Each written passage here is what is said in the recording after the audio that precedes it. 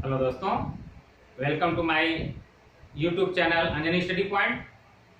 तो और उसके साथ साथ आज का आपका विषय है क्षेत्रफल ज्ञात करना, यानी वृत्त, अर्धवृत्त और त्रिज्यखंड सबके अलग अलग कैसे क्षेत्रफल निकाले जाते हैं, इस चीज को आप आज देखेंगे हम। ठीक है, तो इसके पहले जिन दोस्तों ने हमारे चैनल को सब्सक्राइब न किया हो वो चैनल को सब्सक्राइब कर लें, लाइक कर लें, ताकि बीच में आपको किसी प्रकार की कोई रुकावट ना हो। और साथ में आप सब्सक्राइब करेंगे, लाइक करेंगे तो हमें भी आपका प्यार मिलता रहेगा। तो आइए आज इस चैप्टर को हम लोग सर्वप्रथम देखते हैं। तो सबसे पहले हम ये देखेंगे कि ये वृत्त में हम लोग देखेंगे कि वृत्त में ये देखिए, इसे हम क्या बोल देते हैं, परिधि। पढ़ाते वक्त बार बार परिधि का नाम आएगा, तो परिधि, ये परिधि आपकी है। परिधि के बाद यहां से यहां तक की दूरी को, यहां से यहां तक की दूरी को हम त्रिज्या बोल देते हैं, त्रिज्या। ठीक है, रेडियस, रेडियस, और इसे हम पेरीमीटर भी कह सकते हैं, मीटर। ठीक है, और यहां से यहां तक की, यहां से यहां तक की दूरी को हम व्यास बोल देते हैं, डायमीटर। यहां से यहां तक की दूरी को हम व्यास यानी डायमीटर बोल देते हैं। ठीक है दोस्तों, ये तो रही आपका। अब इसी में हम आज पहले वृत्त का क्षेत्रफल देखेंगे, फिर अर्धवृत्त का क्षेत्रफल देखेंगे, इसके बाद त्रिज्यखंड का क्षेत्रफल। तो आइए सबसे पहले हम वृत्त का क्षेत्रफल ज्ञात कर लेते हैं। तो ये हो जाता है वृत्त का क्षेत्रफल। वृत्त का क्षेत्रफल बराबर क्या होता है दोस्तों, पाई आर स्क्वायर। वृत्त का क्षेत्रफल क्या हो जाता है, वृत्त का क्षेत्रफल पाई आर स्क्वायर हो जाता है।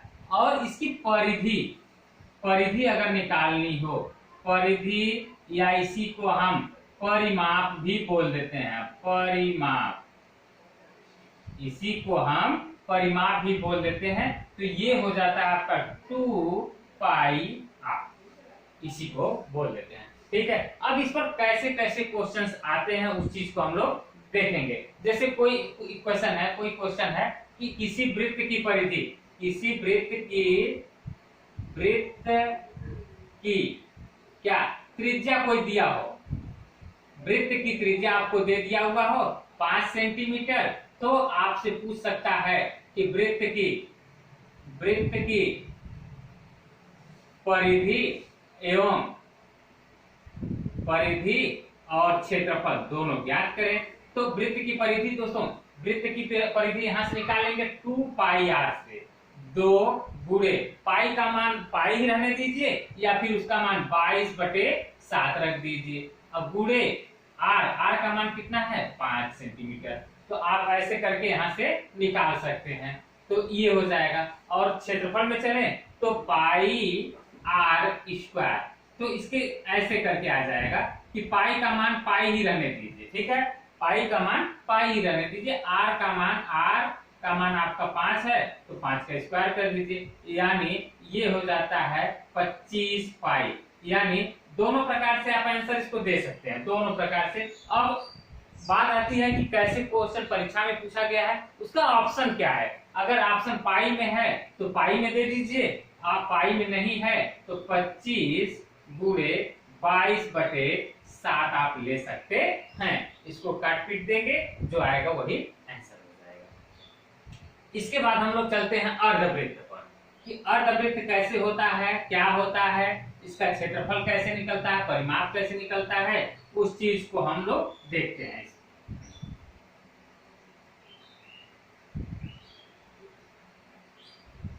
जैसे अर्धवृत्त, पहले तो हम अर्धवृत्त देख लें कि अर्धवृत्त होता क्या है।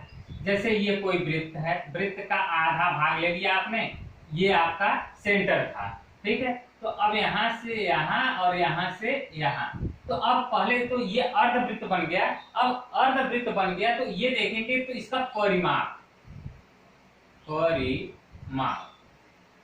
यानी पेरीमीटर, पेरीमीटर, ठीक है। इसका पेरीमीटर हम लोग देखेंगे। तो परिमाप क्या होता है? परिमाप का मतलब उसके किनारे किनारे का ये भाग, ठीक है। तो परिमाप निकालने के लिए हम क्या करेंगे दोस्तों, यहां से यहां तक की बीच की दूरी की क्या कहते हैं, इसे आर, और यहां से यहां तक भी तो आ रहा है, या फिर यहां से यहां तक टोटल दूरी डी कर दीजिए, डी कर दीजिए। अब डी करने के बाद आप कहीं से भी, अब यहां से देखिए, अब ये क्या बचता है आपका, अब ये क्या बचता है, अब ये अर्धवृत्त है ना, वृत्त का क्या परिमाप होता था, 2 पाई आर, और आधा हो गया तो आधा के लिए हम क्या करते भाई, 2, आधा के लिए हमने क्या कर दिया, 2। इसके बाद आप यहां इसको जोड़ सकते हैं, आर ये और आर ये, 2r, 2r यहां से निकाल लिया आपने। अब यहाँ पे क्या आ जाएगा, 2 से 2 चला गया, पाई आर प्लस 2r। यहां से आप क्या कर देंगे, r को कॉमन ले लीजिए, पाई प्लस 2 बच जाता है। इसका मान रखें, ये निकालना चाहे तो यहां से निकाल सकते हैं, और भी छोटा करना चाहे तो इस तरीके से कर सकते हैं, r 22 बटे इसको 7 कर दीजिए और प्लस 2 कर दीजिए, ठीक। इसके बाद आप क्या करेंगे, इसको r को r रहने दे, 7 दूनी 14 और 22 कितना हो गया भाई, 36 बटे 7।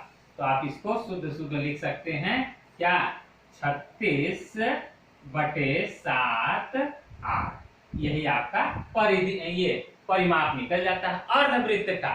यहाँ क्या हो जाएगा, अर्धवृत्त का परिमाप। यहाँ अर्धवृत्त लिख लेते हैं हम लोग, अर्धवृत्त का परिमाप ये निकल जाता है। इसके बाद अर्धवृत्त का क्षेत्रफल कैसे निकाल लेते हैं, देख लीजिए। अर्धवृत्त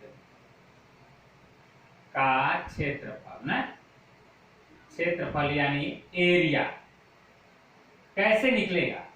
अरे कुछ नहीं दोस्तों, कुछ भी नहीं है। आपने वृत्त का याद रखा है, तो वृत्त का क्या होता था, पाई आर स्क्वायर।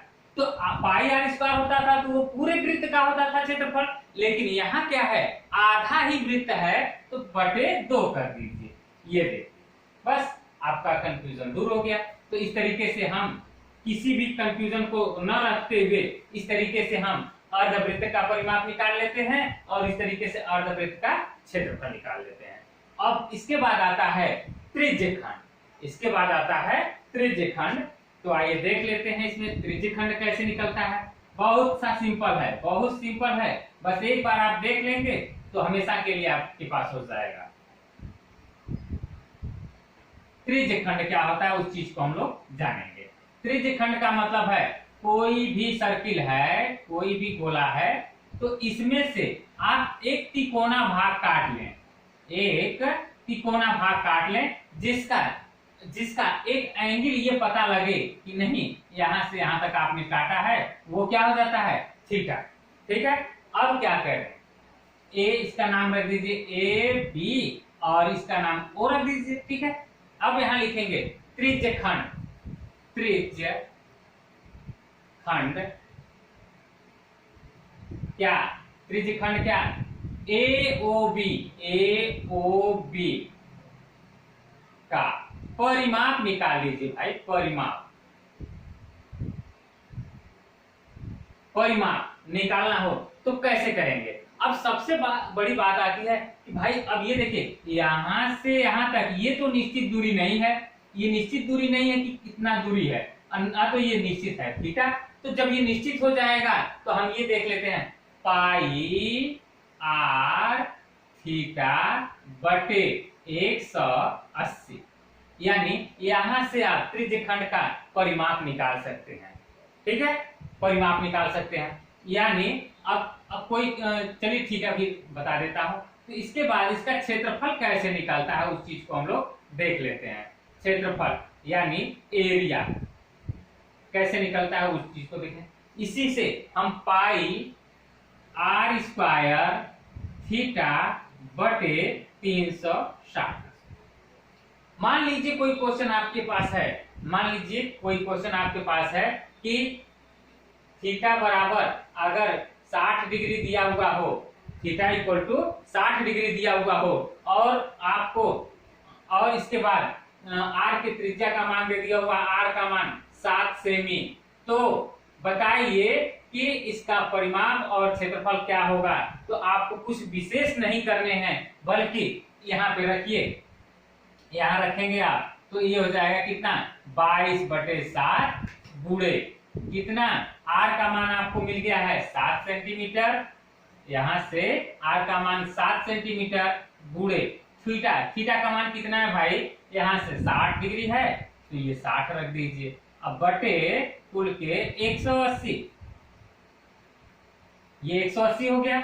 अब क्या कर रहे हैं 180 यहाँ रख दीजिए मान, तो ये काटिए 7 से 7 चला गया और 6 त्रिक 18, अब 22/3, यहाँ मिल गया आपको 22/3 इसका परिमाप। आप इसको कर सकते हैं 3 7 21 और 1 3 त्रिक के 9, 3 त्रिक के 9 बार आ जाएगा, ठीक है। और इसे लिखने के लिए क्या करेंगे भाई, ऐसे भी लिख सकते हैं 7.3 बार भी लिख सकते हैं, ठीक है। ये जो आएगा वो सेंटीमीटर है तो सेंटीमीटर में आ जाएगा। इसके बाद और यहाँ इसका क्षेत्रफल निकालना है, तो क्षेत्रफल में पाई का मान आपने रख दिया कितना 22/7 गुणे आर का मान कितना है भाई 7, तो 7 गुणे 7 कर दिया गुणे थीटा का मान 60/360, ठीक है।